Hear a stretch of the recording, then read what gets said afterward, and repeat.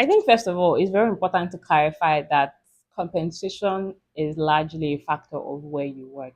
There's one thing that I've realized in my years of working, even as a HR professional, being on both sides of the table, is that where you work contributes so much to how much you can earn. For instance, if the CEO of where you're working in quotes or your manager in quotes is earning 500,000, there's something that they'll say that that's the max you can earn. So when you're earning 100K there, it doesn't look so bad because in the grand scheme of things, it's not your fault, it's not the business fault either. So maybe you should move. For context, somebody can, I know, like, as an EA now, you can be, I'm sure you see a lot of EA jobs, they're busting their head off, they're paying them 200K per month, maybe even gross, like 150, 200K as their take home. They're busting their head, they're doing all the work in the universe.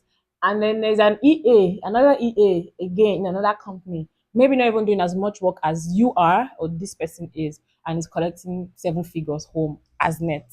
So it largely depends on where you work. I will always say that where you start off matters. One look and I breathe. Hi guys, welcome to another video. In this video, I will be talking about my compensation trajectory as a HR professional in Nigeria. Now, I didn't start off regularly the way other regular HR people do. The crazy part is my first HR job paid me $600 per month. Now, here's how it is and how I got it. So it was a gig. It was a short term gig. I think I did it for like 2 3 months. I was a freelancer. I was a content writer. I was a virtual assistant. I did all of these online internet gigs. So I joined a lot of Facebook groups where different players will come and post that, oh, they're looking for this, they're looking for this. And I was on Facebook one day when I saw this post from this guy where he said he was looking for a recruiter. He put the terms, you basically had to do like interviews, like maybe 15, 20 interviews per day. He was looking for appointment setters. It was my job to find those people. And then I sent a message to him on Facebook that, oh, I'm interested in something that I can do. Bear in mind, because I was doing this for many other of my freelancing side hustles, my gigs like content writing and virtual assistant, when he finally responded to me with a link to fill a form, I could not really remember. Funny enough, I filled that form as a content writer. Like I put my content writing portfolio, I filled it as a content writer, put on my gigs. Why do you want the job? I said I was a content writer.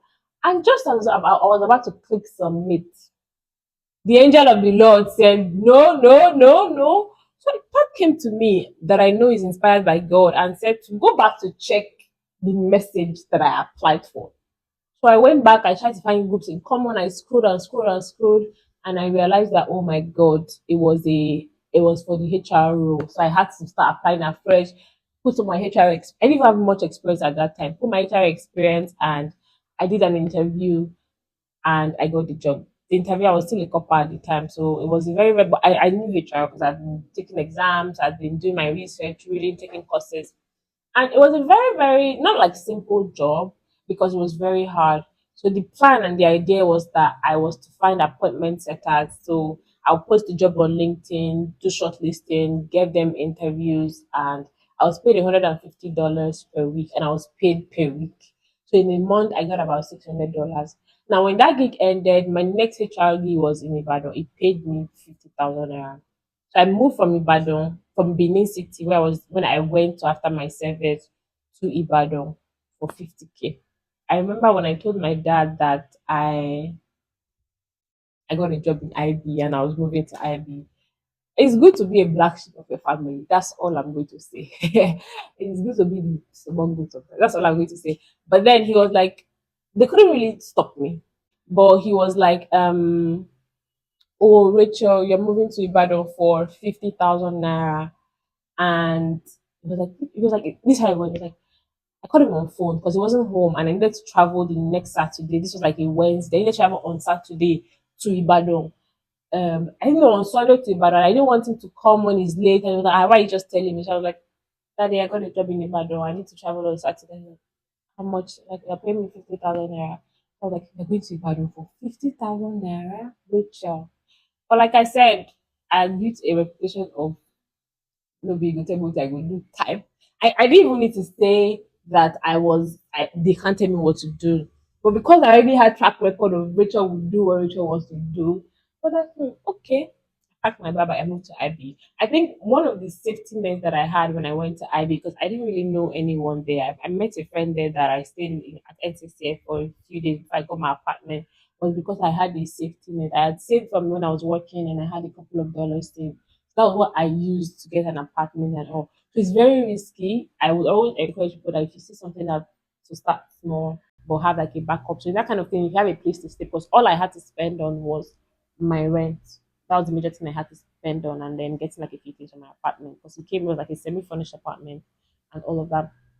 So I did that in Ibadan, and I got promoted in a sense, and my salary bumped up to 70,000 naira.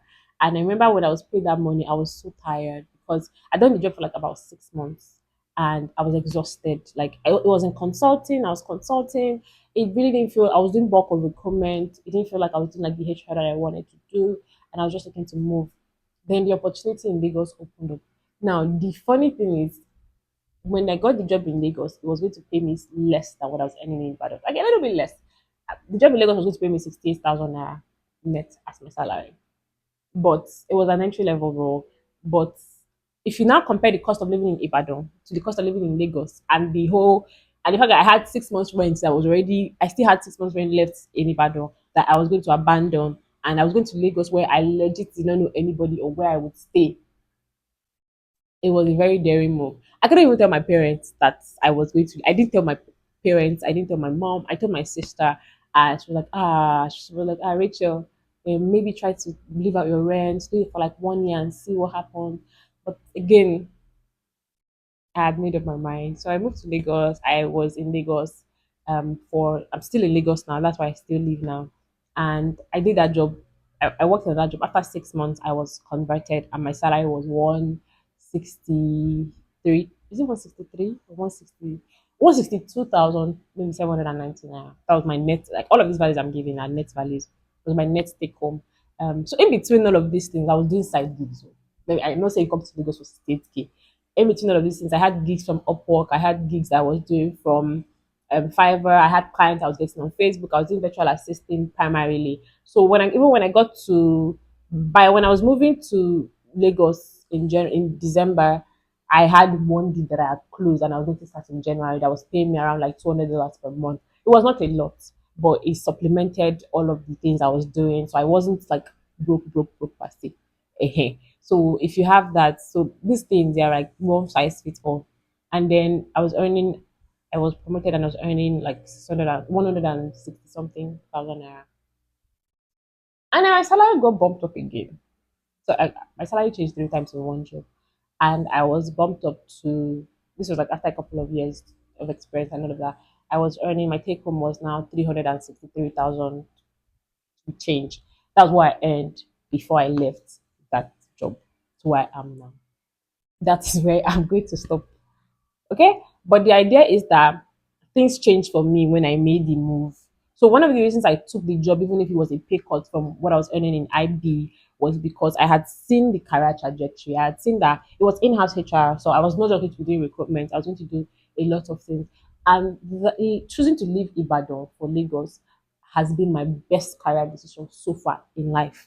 That job taught me legit everything I need to know. There's always more to learn, but in terms of stepping up in my career, in terms of what I leverage to now get another job, that job was it for me. I met good people, I met great mentors that I'm still in touch with till today. And I learned, God, I was stretched.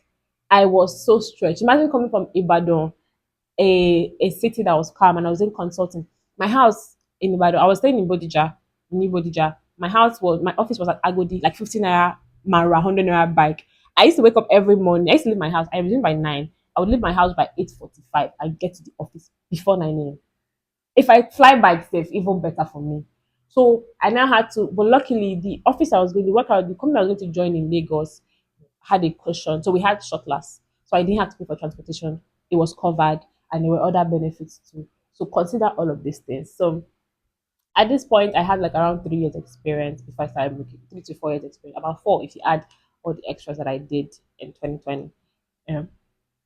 So yeah, I think it's largely dependent on where you work. I was working in a tech company, so you understand that how that changes the dynamics of how this information would help you.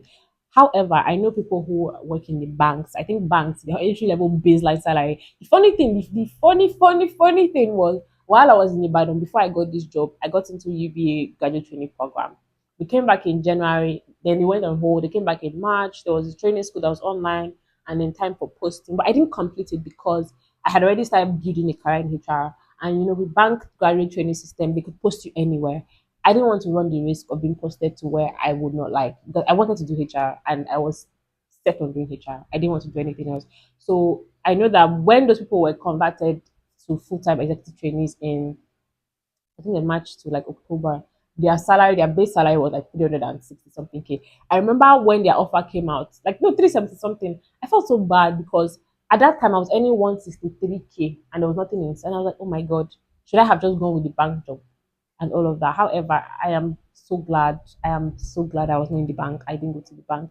Would the experience have been terrible? Probably not. I probably have enjoyed it, but all in all, I'm just like really, really, really. If I just took the lights, I don't know what I would do to the lights. But all in all, so compensation number one is very big on where you work. Where you work is important. And I always tell people, if you can, start in a very structured organization, start well. Because what this will do for you is it will open your mind. Because by the time I got into the company I was working to, I saw the possibilities. You see tech bros that were earning like real G's, even non-tech people collecting blocks of money. So it just opened my mind to the possibility of what I could earn even in HR. And another thing that I read then, I read Naira Life, Zikoko's Naira Life a whole lot.